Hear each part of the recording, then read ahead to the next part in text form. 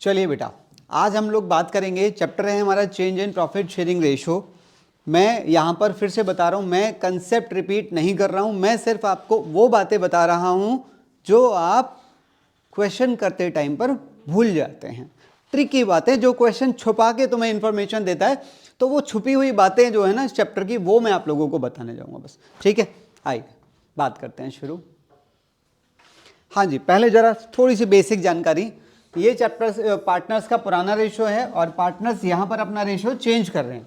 तो जब पार्टनर अपना रेशो चेंज करते हैं तो अकाउंटेंट कौन कौन सी एडजस्टमेंट करता है? फ्यूचर की एडजस्टमेंट, यानी कि गुडविल की एडजस्टमेंट। अच्छा, गुडविल की एडजस्टमेंट करने के लिए आपको और साथ में क्या चाहिए? सैक्रिफाइसिंग रेशो, क्योंकि इसकी जर्नल एंट्री क्या डलती है? Gaining partner debit to. बिल्कुल ठीक है। साथ में फिर हम एडजस्टमेंट करते हैं पुराने प्रॉफिट्स, लॉसेज और रिजर्व्स की। अच्छा, इसके लिए आपको दो तरह की जानकारी चाहिए हो सकती है। आप इसे हो सकता है एडजस्ट करें और आप हो सकता है इसे डिस्ट्रीब्यूट करें। डिस्ट्रीब्यूट करोगे तो ओल्ड रेशो चाहिए, और अगर एडजस्ट किया तो उसके लिए हमें फिर से क्या चाहिए? Sacrificing ratio. तीसरी एडजस्टमेंट हमारी होती है किस चीज की? प्रेजेंट की, यानी कि revaluation of assets and liabilities. तो इसके लिए भी दो रास्ते होते हैं कि हमें न्यू वैल्यूज शो करनी है या न्यू वैल्यू शो नहीं करनी है। अगर हमें नई वैल्यू शो करनी है तो हमें रिवैल्यूएशन का प्रॉफिट या लॉस निकालने के लिए रिवैल्यूएशन अकाउंट बनाना पड़ता है और फिर उसके प्रॉफिट को हम ओल्ड रेशो में बांट देते हैं। और अगर नई वैल्यू शो नहीं करनी है तो रिवैल्यूएशन का प्रॉफिट लॉस जानने के लिए रिवैल्यूएशन स्टेटमेंट बनाई जाती है। उसके प्रॉफिट और लॉस को फिर हम इसी रेशो में एडजस्ट कर देते हैं। ठीक है ना? आइए जरा अब इसकी बारीकियों के ऊपर बात करेंगे। यहां पर आप देखिए, जैसे मान लो आपने अपने बिजनेस को 4-5 साल रन कर लिया है और आपको आज यहां पर गुडविल कैलकुलेट करनी है। आप देख रहे हैं आपको पिछले 5 साल के प्रॉफिट लॉस दिए गए हैं। जैसे यहां पर हमें एक इनकम मिली है और ये इनकम किस चीज की है? तो इसने मेरे प्रॉफिट को क्या किया हुआ है? यहां पर मुझे 2 एक्स्ट्रा इनकम मिली है, इन्होंने भी मेरे प्रॉफिट को बढ़ाया। यहां पर 3 एक्स्ट्रा इनकम मिली है।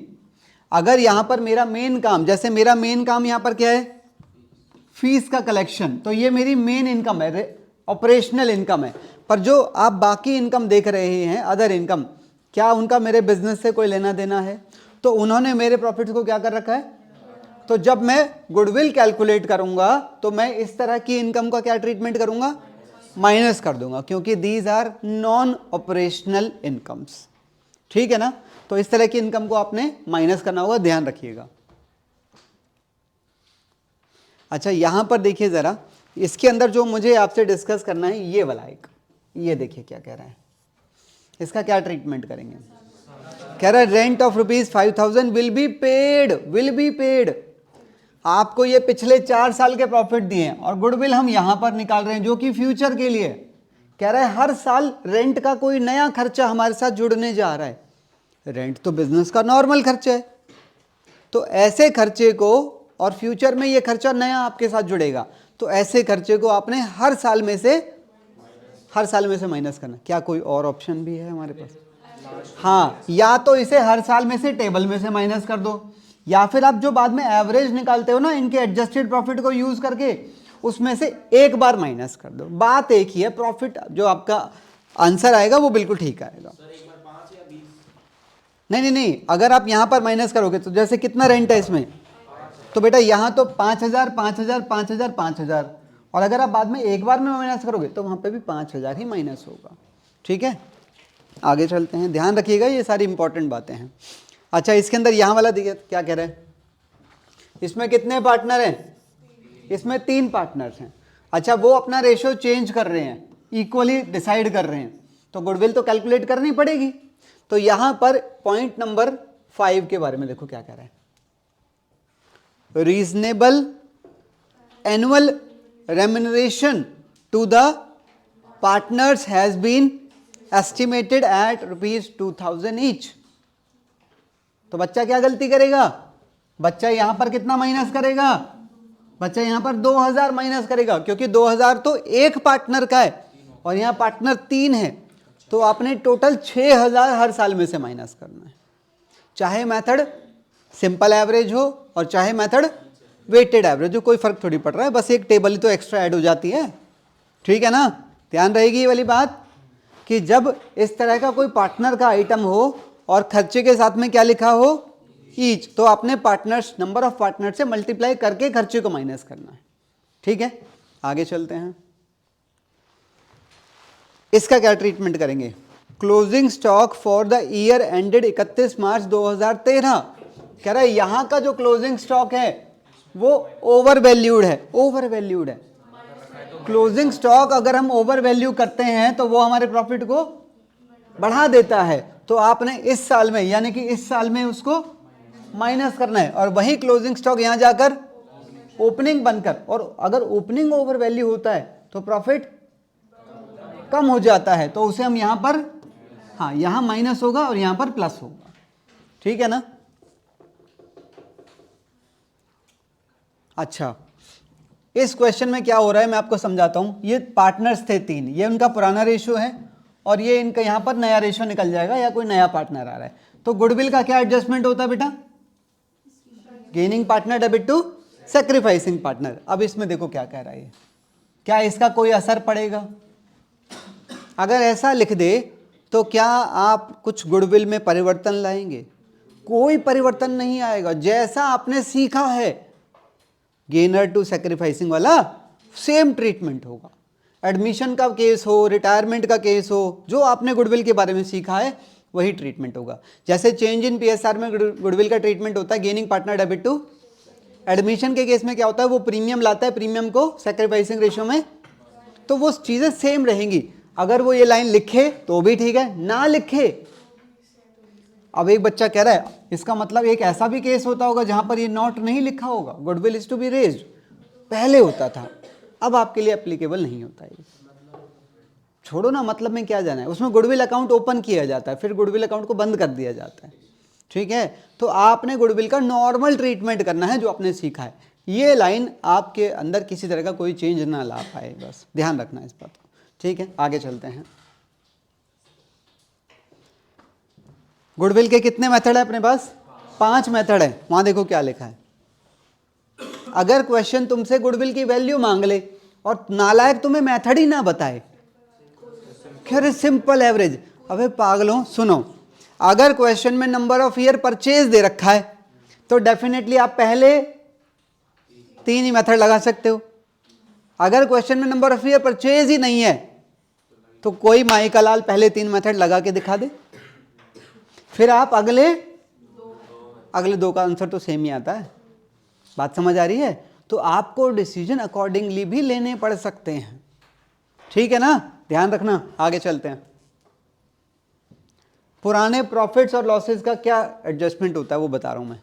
हाँ जी, अगर आपके पास पुराने रिजर्व्स और पुराने प्रॉफिट्स पड़े, किस दिन, जिस दिन आप अपना रेशियो, तो इनके 2 ट्रीटमेंट होते हैं, या तो इन्हें पुराने रेशियो में बांट दो, पुराने रेशियो में बांटोगे तो नई बैलेंस शीट से हट जाएंगे, और दूसरा ट्रीटमेंट है आप इन्हें एडजस्ट कर दो। और क्योंकि ये क्या है, प्रॉफिट ही तो है। देखो जैसे गुडविल फ्यूचर का प्रॉफिट है, अरे फ्यूचर का प्रॉफिट ही तो है, इसकी क्या एंट्री होती है, gaining partner debit to, similarly बस ये भी है तो ये भी प्रॉफिट ही, पर ये प्रॉफिट पास्ट का है। जैसे आपने गुडविल एडजस्ट करते हो तो वैसे ही आप इसे भी क्या करना चाह रहे हो, तो इसकी एंट्री भी सेम डलेगी, गेनिंग पार्टनर डेबिट टू। इसके लिए आपको क्या निकालना पड़ेगा, अगर आपने डिस्ट्रीब्यूट किया तो बैलेंस शीट से हट जाते हैं, अगर आपने एडजस्ट किए तो बैलेंस शीट में रहेंगे, ओनली चेंज किस में आएगा, कैपिटल में चेंज आ जाएगा, बस समझ आई बात। अच्छा, और क्या हो सकता है, यही P&L यहां पर भी नजर आ सकता है, यानी कि लॉस, अगर ये लॉस है, हाँ बिल्कुल ठीक है, अगर आप इसे डिस्ट्रीब्यूट करोगे तो बैलेंस शीट से हट जाएगा, और अगर आप इसे एडजस्ट करोगे तो एंट्री रिवर्स हो जाएगी, अब sacrificing partner debit to gaining partner, ठीक है ना। अब यहां पर एक छोटा सा नोट है, जरा ध्यान देना, अगर इसी तरह के क्वेश्चन में यहां पर कैपिटल के साथ में करंट अकाउंट भी दे रखे हैं, तो फिर आप जब गुडविल की एंट्री डालोगे या आप इनको एडजस्ट करोगे तो ये सारा काम आपने करंट अकाउंट के थ्रू करना होगा, याद रहेगी बात, आगे चलते हैं। इस क्वेश्चन में देखो जरा क्या करेंगे। इस 90,000 का पार्टनर्स थे, पुराना रेशो दिया हुआ है, अपना रेशो चेंज कर रहे हैं और यहां कह रहा है पी एंड एल अकाउंट में 90,000 का बैलेंस है। अब इस पी एंड एल को आप यहां का मानेंगे या इधर एसेट्स का मानेंगे? क्वेश्चन इज साइलेंट, तो फिर आप इसे यहां प्रॉफिट वाला मानेंगे। और अगर क्वेश्चन साइलेंट है तो बांटोगे कि एडजस्ट करोगे? तो फिर हम ओल्ड रेशो में बांट देंगे। अगर क्वेश्चन साइलेंट है, दो चीजों को लेके साइलेंट है, एक तो यही नहीं बता रहा पी एंड एल का बैलेंस कौन सा है, तो हम उसे क्या मानेंगे? क्रेडिट बैलेंस यानी कि प्रॉफिट। दूसरा, ये नहीं भौंक रहा है यहां पर क्वेश्चन कि डिस्ट्रीब्यूट करें कि एडजस्ट करें, तो नॉर्मल ट्रीटमेंट इज डिस्ट्रीब्यूट कर दो, एडजस्ट तो तब करेंगे जब क्वेश्चन भौंकेगा, वरना नहीं करेंगे। ठीक है, आगे चलते हैं। ये है इसकी समरी, एक्यूमुलेटेड प्रॉफिट्स और रिजर्व्स, एक्यूमुलेटेड लॉसेस। देखिए जरा, एक्यूमुलेटेड प्रॉफिट और रिजर्व्स या तो ओल्ड रेशियो में तो ये एंट्री ये हो जाएगी, और अगर आपने एडजस्ट किया तो एंट्री, हाँ यही फॉलो होगा even if question is silent. इधर आ जाइए, अगर लॉसेज हैं तो डिस्ट्रीब्यूट कर दो ओल्ड रेशियो में, क्वेश्चन साइलेंट होगा तो यही वाला करेंगे, और अगर एडजस्ट किया तो एंट्री ये वाली हो जाएगी। कंफ्यूजन जो होती है बच्चे को, इन दोनों में कंफ्यूजन होती है। प्रॉफिट के केस में एंट्री होती है गेनर टू, और लॉस के केस में एंट्री होती है सैक्रिफाइसिंग टू गेन। आगे चलते हैं। इस क्वेश्चन में हमें दो आइटम दे रखे हैं, पार्टनर्स अपना रेशियो चेंज कर रहे हैं। अच्छा, इसके अंदर ये जो पी एंड एल है, ये आइटम कहां का मानते हैं हम इसे? प्रॉफिट का। पर बेटा ये प्रॉफिट का आइटम नहीं माना जा सकता, it is only a loss. अब क्योंकि एक आइटम प्रॉफिट का और एक आइटम, अगर क्वेश्चन कह रहा है इन्हें डिस्ट्रीब्यूट कर दो, तब तो काम आसान है, इसे तो डेबिट करके डिस्ट्रीब्यूट कर देंगे और पार्टनर्स क्रेडिट हो जाएंगे, और इसे क्रेडिट कर देंगे पार्टनर्स, दोनों काम ओल्ड रेशियो में। अगर क्वेश्चन कह रहा है इन्हें डिस्ट्रीब्यूट नहीं करना है, एडजस्ट करना है, तो फिर आपको पहले एक ये छोटा सा वर्किंग नोट बनाना पड़ेगा। इनके अंदर से कौन सी वैल्यू बड़ी है? लॉस वाली। तो लॉस वाली में से इसे माइनस कर दो, जो नेट अमाउंट आपने एडजस्ट करना है वो कितना है? ये प्रॉफिट का है कि लॉस का है? हाँ, क्योंकि ये लॉस का है और ये प्रॉफिट का है, तो यानी कि ये नेट अमाउंट लॉस का है, और लॉस एडजस्ट करने की एंट्री अभी बताई थी, सैक्रिफाइसिंग पार्टनर डेबिट टू। शाबाश, बस ऐसे ही गोली की तरह चलते जाओ। बेटा इस क्वेश्चन में देखो बच्चे क्या गलती करते हैं, जैसे यहां पर वर्कमैन कॉम्पेंसेशन रिजर्व कितने का दिया है? 40 का दिया है। इसमें केस दे रखे हैं, इसमें जो तीसरा केस है वो क्या कह रहा है? कह रहा है 40 का रिजर्व था पर वर्कर की लायबिलिटी 50 की है, तो बच्चे पहली एंट्री तो डाल देते हैं, रिवैल्यूएशन यूज होगा, दूसरी एंट्री भूल जाते हैं। ओल्ड रेशियो में वो लॉस भी डिस्ट्रीब्यूट करके दिखाना है, याद रहेगी बात। हाँ, बाकी के जो दो केसेस है ना, पहले जो दो केसेस है उसमें तो खाली दो सिंगल एंट्री से काम चल जाएगा, पर इसके अंदर दो एंट्री आ जाती हैं, याद रखना। पी एंड एल नहीं, रिवैल्यूएशन यूज होगा, बिकॉज यहां पर लायबिलिटी इंपैक्ट हो रही है। ठीक है, revaluation of assets and liabilities, उसमें भी सेम रहेगा। उसमें पहले इन्वेस्टमेंट, अगर मान लो आईएफआर का केस है तो आईएफआर के केस में आपको देखना पड़ेगा इन्वेस्टमेंट में कितना चेंज आ रहा है। अगर इन्वेस्टमेंट का जो चेंज है वो पॉजिटिव है तो आईएफआर फ्री है, आईएफआर को बांट दो ओल्ड रेशियो में। और अगर इन्वेस्टमेंट की वैल्यू कम हो गई है तो पहले उसे कम करने की वैल्यू, और अगर बहुत ज़्यादा कम हो गई है, इन्वेस्टमेंट की वैल्यू अगर बढ़ गई है, हाँ ठीक है, जैसे अगर इन्वेस्टमेंट की वैल्यू मार्केट वैल्यू में 5000 डिफरेंस है तो 5000 भी बटेगा ना। हाँ सुनो, अगर मान लो इन्वेस्टमेंट की वैल्यू बढ़ गई है तो उस केस में आपने क्या करना है? सबसे पहले आईएफआर डिस्ट्रीब्यूट कर दो क्योंकि वो फ्री हो गया है। दूसरा, इन्वेस्टमेंट की वैल्यू को बढ़ाना पड़ेगा, उसकी वैल्यू रिवैल्यूएशन से डलेगी। फिर तीसरी एंट्री, रिवैल्यूएशन में जो गेन बन गया है उसे ओल्ड रेशियो में डिस्ट्रीब्यूट करने की डलेगी। वहाँ 3 एंट्री रहेंगी, याद रखना। शाबाश, गुड पॉइंट। आगे चलिए। हाँ जी, अब बात करेंगे रिवैल्यूएशन ऑफ एसेट्स एंड, हाँ रिवैल्यूएशन में क्या होता है कि इसमें दो केस हैं। अगर पार्टनर्स क्या चाहते हैं? एसेट और लायबिलिटी की नई वैल्यूज को शो करना चाहते हैं, और नई वैल्यूज नई बैलेंस शीट में तभी दिखेंगी जब तुमने उनकी वैल्यू एंट्री डालकर चेंज करी हो।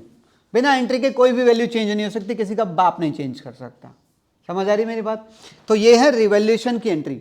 रिवैल्यूएशन की एंट्रीज का बड़ा सिंपल सा रूल है, अगर एसेट बढ़ रही है तो एसेट डेबिट टू रिवैल्यूएशन, घट रही है तो रिवैल्यूएशन टू लायबिलिटी, बढ़ रही है तो रिवैल्यूएशन टू, घट रही है तो लायबिलिटी टू।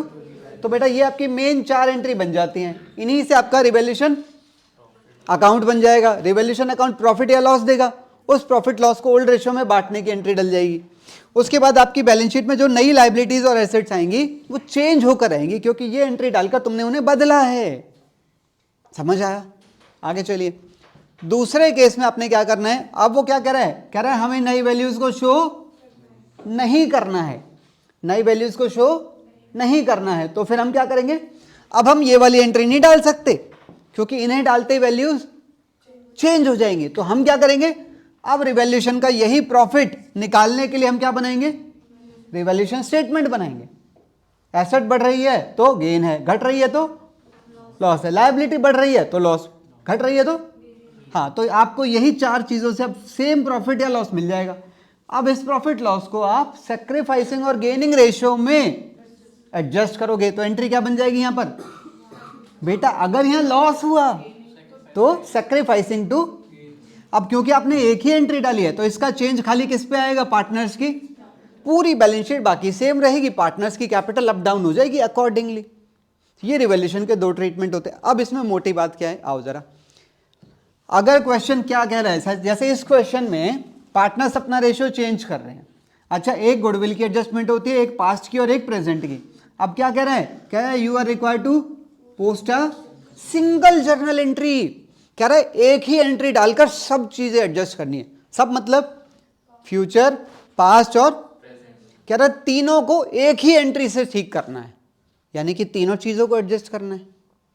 सीधी सी बात है। अब इस क्वेश्चन में गुडविल की वैल्यू है क्या, अगर मान लो गुडविल की वैल्यू होती तो गुडविल को जोड़ लो और पुराने प्रॉफिट्स जो कि इसके अंदर मिलते हैं, जैसे कि ये कह रहा है ना, और रिवैल्यूएशन का प्रॉफिट रिवैल्यूएशन स्टेटमेंट से निकालना पड़ेगा, क्योंकि अगर तुमने अकाउंट बनाया तो वैल्यू चेंज हो जाएगी और फिर बहुत सारी एंट्री डल जाएंगी रिवैल्यूएशन की। तो वो कह रहा है सिंगल एंट्री डालनी है, तो आपने तीनों चीजों का प्रॉफिट ऐड कर लेना है।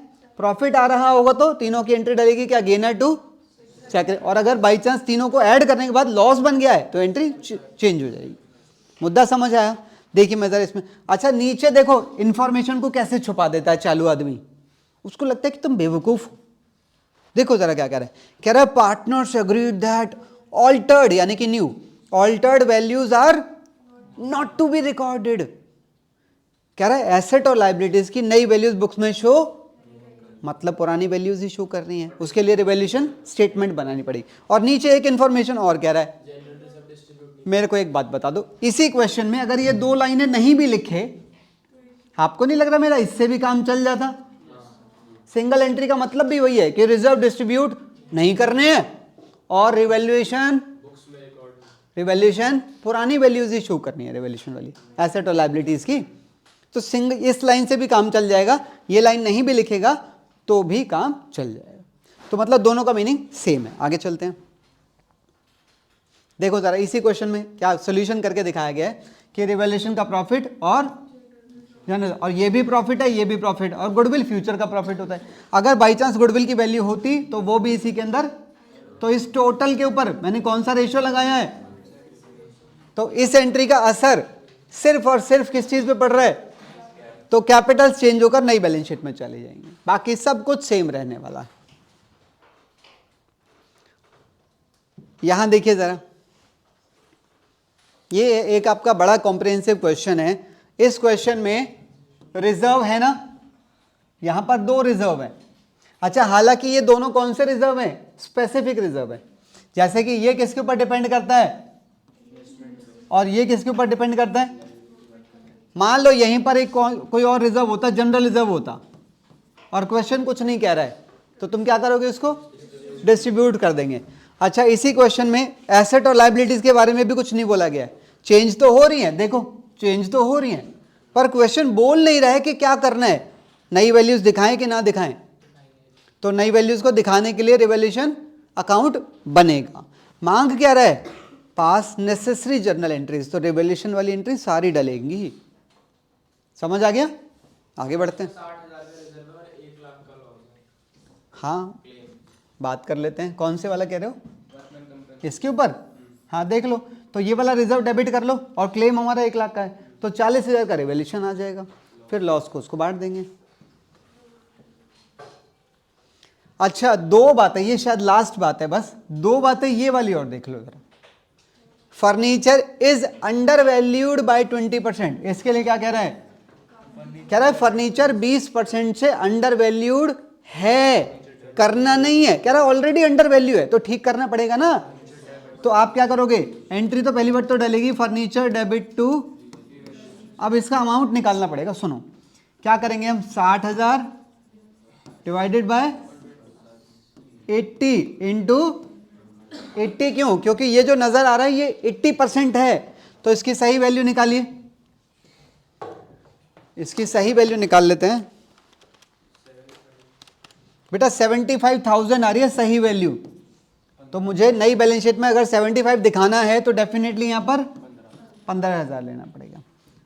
Stock is under valued, stock is, कह रहा है स्टॉक ओवर वैल्यूड है, तो मतलब स्टॉक की ये जो वैल्यू है ये 125% वैल्यू है, तो क्या करेंगे? 3 लाख डिवाइडेड बाय, तो स्टॉक की सही वैल्यू कितनी आ गई?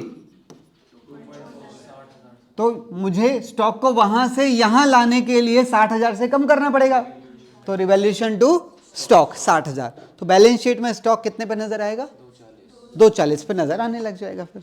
ठीक है, बस यही थी कुछ इंपॉर्टेंट बातें जो आपने इस चैप्टर के अंदर ध्यान रखनी होगी। ठीक है, मिलेंगे फिर हम बहुत ही जल्दी अगले चैप्टर के ऊपर, जो कि रहेगा एडमिशन ऑफ अ पार्टनर।